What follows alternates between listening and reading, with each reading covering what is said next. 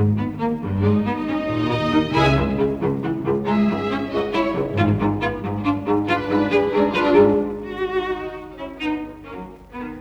I know that our first speaker tonight, Peter Falkenberg Brown, who's also organized this evening's event, is going to go into a little bit further detail about that and how those terms are impacting our current political discourse. And so it is my privilege to start our evening off by introducing Peter Falkenberg Brown. He moved from Portland to Gray in 2016 and became chairman of the Gray Republican Committee in January of 2019. He was raised in Portland on the West End.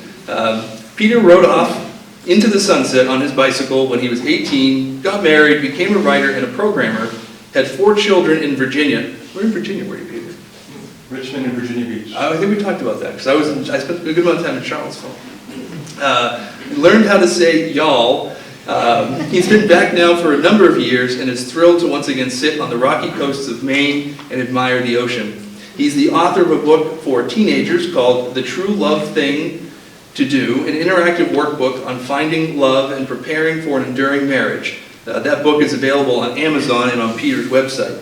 He's working on a new book called Do You Want to Be Free? Essays on Freedom as the Foundation of a World of Love and Beauty. And Peter hosts the Love, Freedom, and the World YouTube channel, which is focused on love, beauty, joy, and freedom in a mix of spirituality and freedom-centered culture and political issues.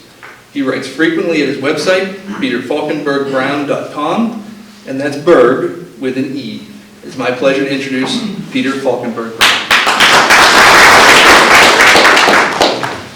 Thank you very much, Joe. Thank you all for coming. Before I give my brief remarks, I want to say some thank yous, because we have a lot of people participating in this program tonight. Is the mic too close to me? You're perfect. A little feedback. Okay. Is Demi here yet? Not now. If she comes, we have a seat for her up here, if you want to point her this way. I think this is a really exciting event, and I'm so grateful to everyone who came. I think that one thing I wanted to mention is that a lot of us here tonight are very familiar with these topics, and therefore we might say, well, why are we here? Because we already know about all these topics. But one of the reasons that we wanted to do this event is because we can all use more tools, a tool set of information that we can then take out with us and use to speak to other people. And because, as you know, there's a lot of people in society that need to be convinced that socialism is not a good idea. So that's one reason why we're having this event. I want to thank our co-hosts, the Windham Republican Town Committee, Phyllis Hall, Gary Plummer, Doris Meehan, and their whole team. I want to thank our Gray Republican Committee members who have worked very hard on this. Thanks to WGAN as our media partner, and the general manager, Jeff Pierce, who agreed to have us appear on talk shows and a lot of promotional airtime. And we were on the Ken and Matt show, and with actually you and Matt. And I was on the John McDonald show twice, so that was really great of WGA to do that. And thanks, Joe, for being our MC. Thank you to Lori Steele, the publisher of the Twin City Times, because she had a lovely little article about this event, and John Ballantyne wrote a column about it in the Forecaster newspapers, the Lakes Region Weekly. Jane Vaughn from the Lakes Region Weekly put a thing in it, and Demi, of course, and the Maine GOP is a co-sponsor. We have so many co-sponsors, and we're very honored that Demi will give a 5-minute talk right after Congressman Poliquin, a 5-minute report about the state of Maine GOP. And we've got 4 county committees, Cumberland, York, Androscoggin, and Oxford, 33 towns, including Gray and Windham, 6 nonprofits, and 4 state representatives who are helping co-sponsor. So we ended up with 52 groups and leaders who have made this program possible, including, of course, Congressman Poliquin and Mr. Jose Mayoral, one of our speakers. And also thanks to Chief Kevin Schofield and the Windham Police Department for being responsive to our requests, and Dave Langway and the Windham's Veterans Center. So I'm just very, very pleased that this is a team effort. It's just been fantastic. So I'm going to move some of these papers out of the way. I'm going to give a slightly different slant. Elaine, hold up 5 fingers when I'm 5 minutes away from the 20-minute mark. I've been practicing, and I got down to 18 and a half minutes, so we'll see. But to start my talk, I'm going to borrow a phrase from the 16-year-old Swedish leftist, Greta Thunberg. You may have heard of her. Yes, you have. I believe that freedom-loving Americans, both conservatives and liberals, are at the edge of what she uses, the phrase, a mass extinction event. I'm not talking about her accusations about climate-caused extinction. Instead, I'm talking about the destruction of the political and economic freedoms that have blessed the populations of the world for hundreds of years. In spite of the recent tragedies of the mass murders of 150 million innocent victims by communist and socialist governments, and in spite of the utter economic destruction caused by socialist experiments in countries around the world, a 2019 poll conducted for the Victims of Communism Memorial Foundation found that 70% of millennials are likely or extremely likely to vote for a socialist. Demi, we have a chair up here for you. In the front where you belong. 70% is a lot. With voters moving so far to the left, what can freedom-loving Americans do? How do we convince millennials that socialism would destroy America's economy and freedoms? Why would it? There are many ways to answer that question. My answer is this paragraph. Socialism would destroy America's economy and freedoms because it's a totalitarian system rooted in hatred, envy, and revenge that gives political and economic power to a bureaucratic elite who inevitably become corrupt as they steal from the masses whom they set out to liberate. As socialism removes economic and political freedoms, it crushes the human soul and turns its citizens into jailers and slaves. Personal dreams and ambitions fade away, and society descends into bored mediocrity, corruption, poverty, fear, and death. That's my paragraph. I think that socialism starts with a faulty premise and an incorrect compass heading. If we try to solve a problem with the wrong premise, it's very much like going on a journey with a map and a compass that's broken, that's 1 degree off. After a long journey, you think you'll be here, but you end up there. With socialism, the problem is that its view of the human condition is flawed.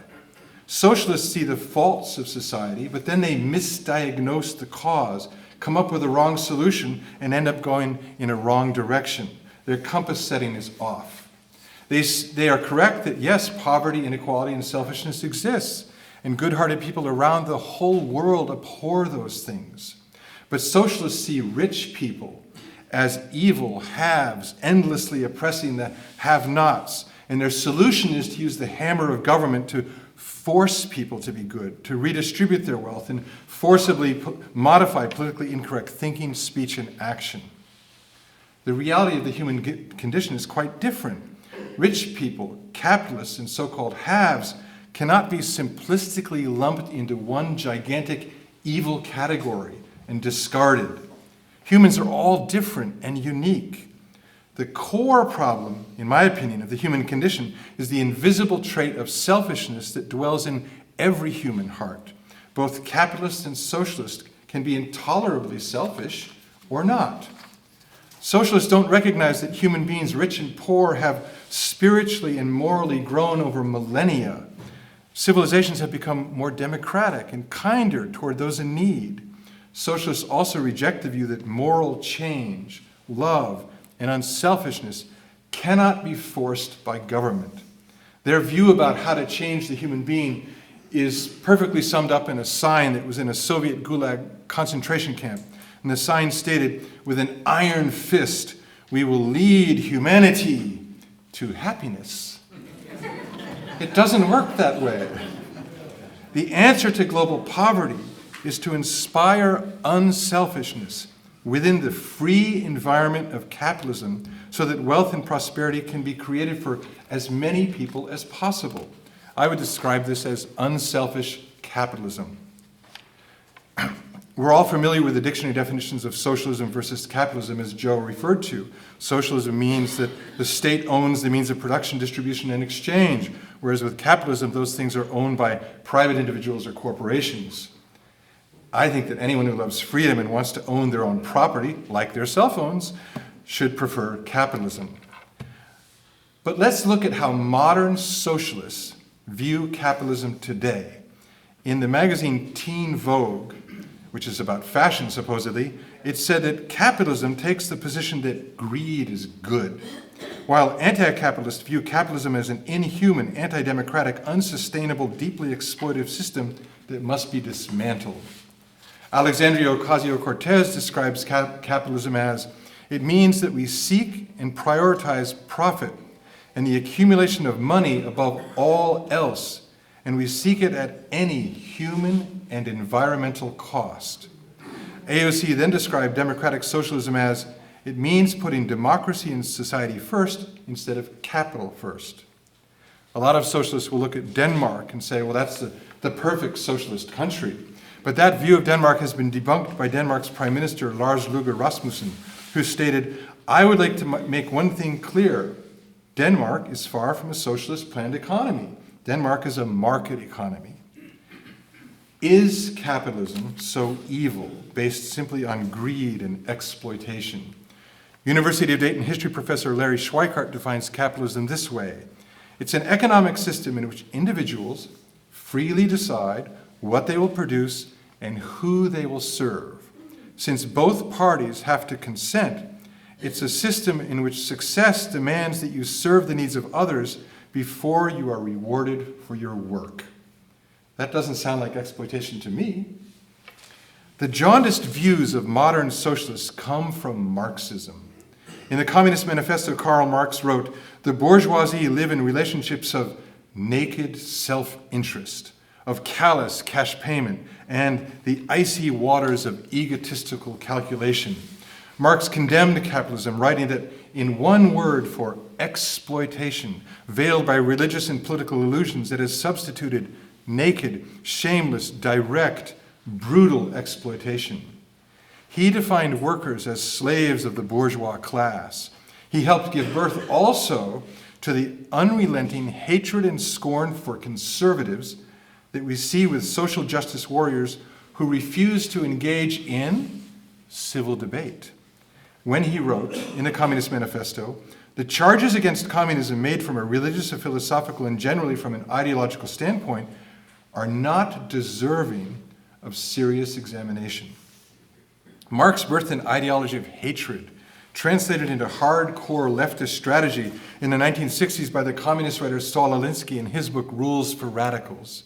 He wrote, what follows is for those who want to change the world from what it is to what they believe it should be. The Prince was written by Machiavelli for the haves on how to hold power.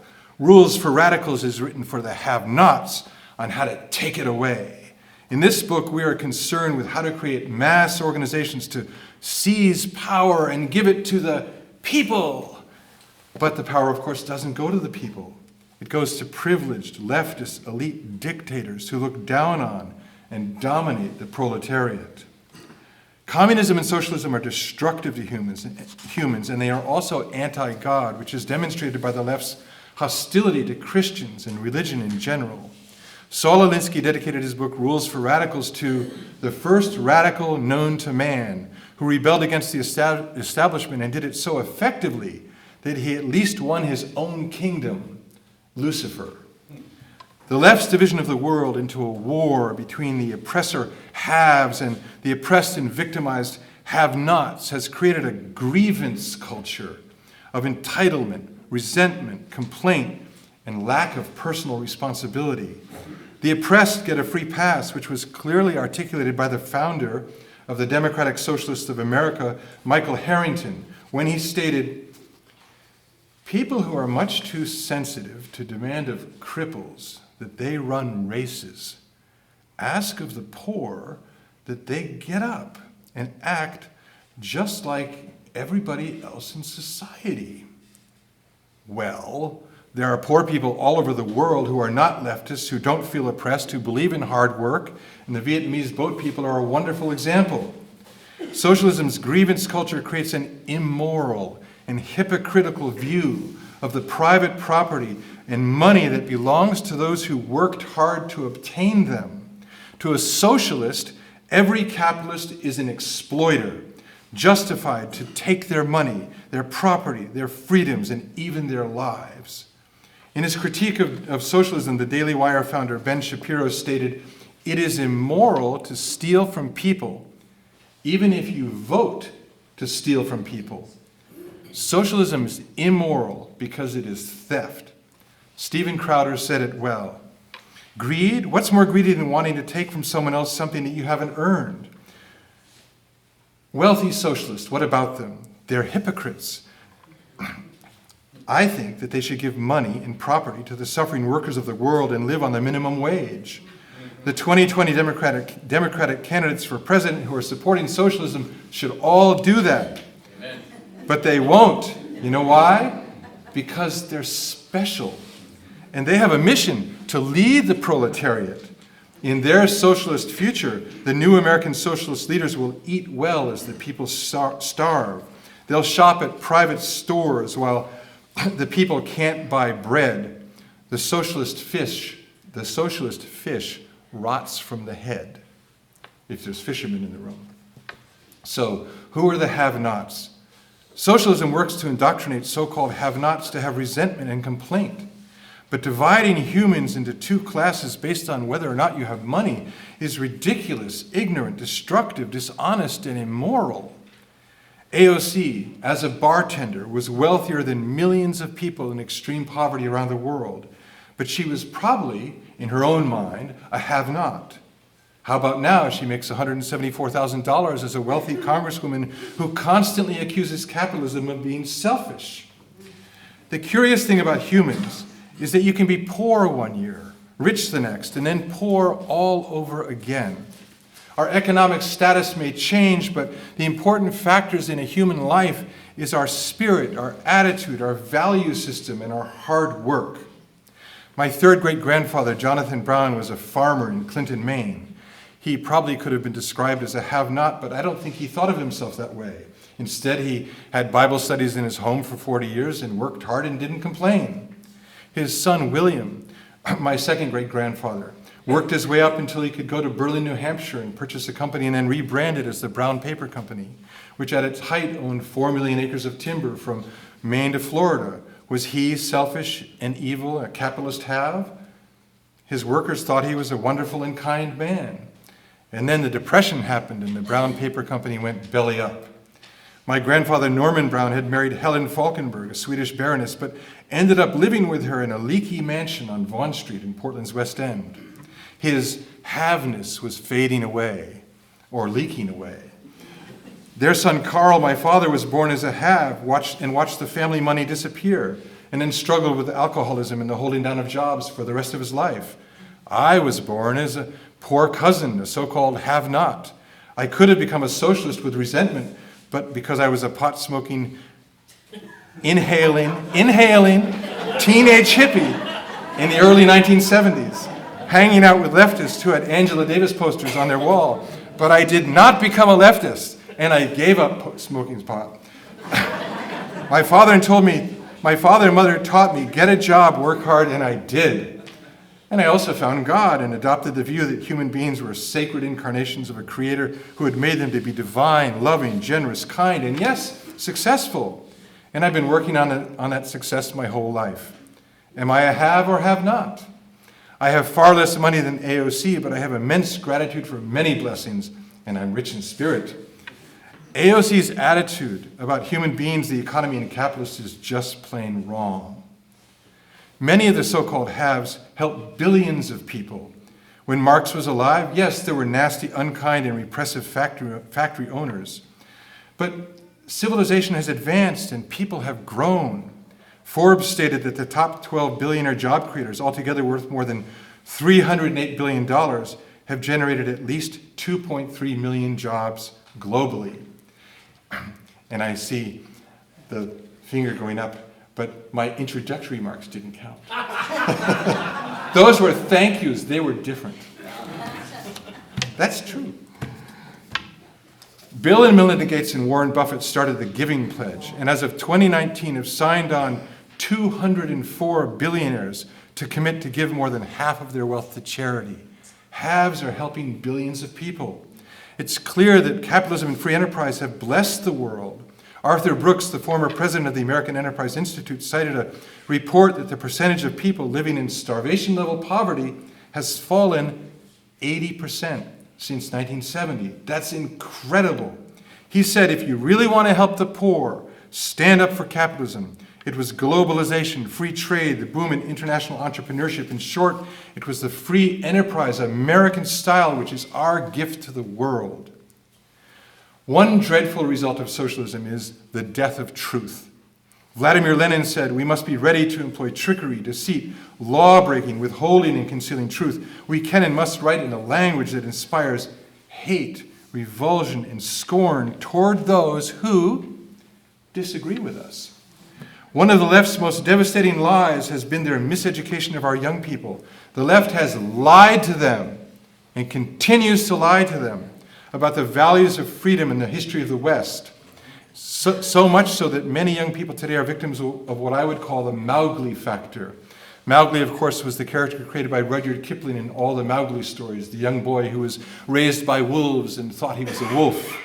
The Mowgli factor demonstrates how easy it is to misinform innocent children.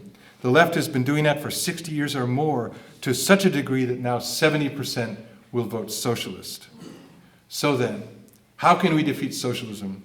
The left has succeeded in indoctrinating a significant percentage of the populace, especially millennials.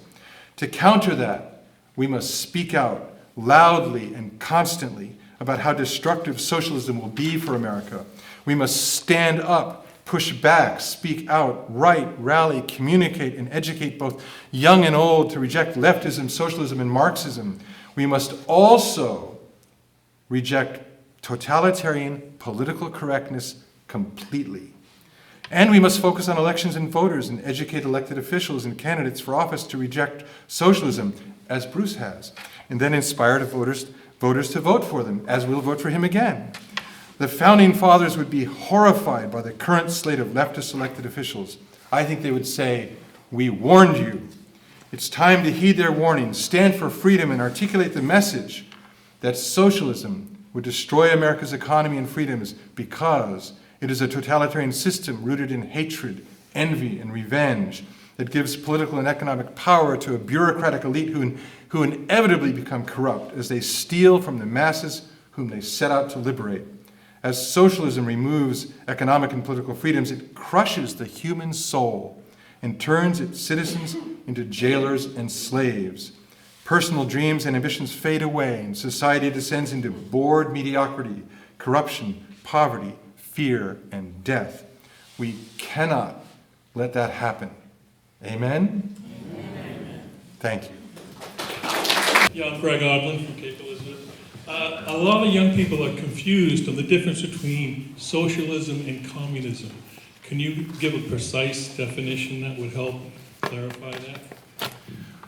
Well, now you put me on the spot. I'm not a deep expert in this topic. I've read a lot of communist literature from the Revolution bookstore in Washington, D.C. My off-the-cuff layman's answer would be that communism is more totalitarian, but Joe or Bruce or Jose might be able to answer that question more. I think that, there's degrees of socialism, how much they take over, how much they own, the means of production, and how much political freedom they restrict. I think that perhaps it's just a matter of degree, but one of you guys could answer that perhaps. So in general, it's socialism is considered a transition state of an economy, where if communism is this notion that we have complete public ownership, we're all sharing some. So you think of the communes that existed in the 60s and 70s. That sort of idealistic nature has never actually been achieved by any government. The Soviet Union was striving for that, but they never actually got to that point. And so socialism is kind of that transition state that goes from free market to more of an ownership level where the government is taking ownership and distributing wealth until you get to a point where you have full collective ownership of everything.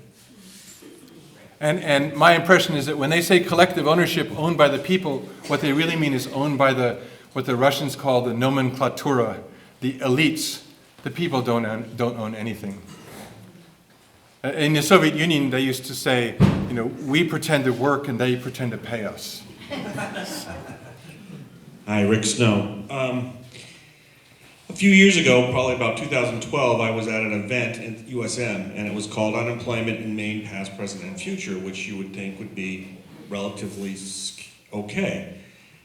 One of the speakers was the head of the economics department at USM, and he talked about the old school Chicago business model, and then a little bit more about the Keynesian model, but then he went into Marxism and how wonderful it is. And the audience, mostly students at USM, sucked it up to the point where they were screaming that they need to march out down 88 and pull the people out of their homes and out of their Mercedes and, do all these horrible things to the people who promote business. And I was shocked by that because my background, I was downsized and on unemployment, and I started a business in 2003, and by that time I had been successful and had 25 or 30 people working for me.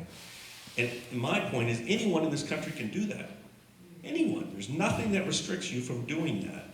How do we get to that? How do we get what you're saying to the students, to the people that desperately need to hear the truth? Well, that's a great question, and I think that all we can do is speak out and communicate as best we can. We've got an uphill battle with the media on the wrong side of the question. We've got an uphill battle with the university professors on the wrong side of the question. So, I've read some articles by some commentators who think that it's too late, that we'll just go for decades and decades or hundreds of years of darkness. And Michael Savage, I think, wrote an article about that, where he just takes a very bleak view. I can't believe it's too late. At least, whether it's the Alamo or not, we just have to go down fighting if we're going to go down, and hopefully we won't go down. I have heard that the people that are younger than millennials have different views. And so my hope is that the younger children can really wake up to the atrocities of communism and socialism. Of course, one of the biggest problems is the Mowgli factor. Young people don't know history. Some people will say, well, you can't speak about it unless you're an expert. Well, you know what? Somebody whose parents were shot by Stalin doesn't need to be an expert. You can experience it, you can see it, you can open a history book, the right history book. So I just think we have to do our best to communicate and continue educating. Okay, one more question if there is. I have one, and I don't want to go stand in front of the camera since I am a free American. Can you give her the mic? Choose. We'll give you the mic then. Because we can hear you, but the recorder won't. I know, and whether the recorder hears me or not is unimportant to me. We need to go back further than the millennials, and I think one of the things we don't address is our public school systems at every level. Yes. I think the biggest problem we have in our country is that our young children in elementary school are being taught to be liberals. And if we don't get involved in our school boards, if we don't begin to call our principals and our superintendents about what's being taught in our schools, it's almost like a losing battle. And anyway, that's just my opinion. I think we really need to begin to do something with our schools and begin to organize our parents, all taxpayers, to go and to present what's being taught in the schools to the people in the towns, and to organize, to call, to do exactly what they're teaching our young people, to be the model for Saul Alinsky. We are now going to be the radicals to take back our public school system. Thank you. Yay! And a rebel. Elaine's a rebel. Well, I agree with that. We should use the Saul Alinsky rules for radicals against them. Yeah. But we should, not hate them, because we wouldn't get Jesus' approval of that, right? So, well, I think I'm done, so thank you so much.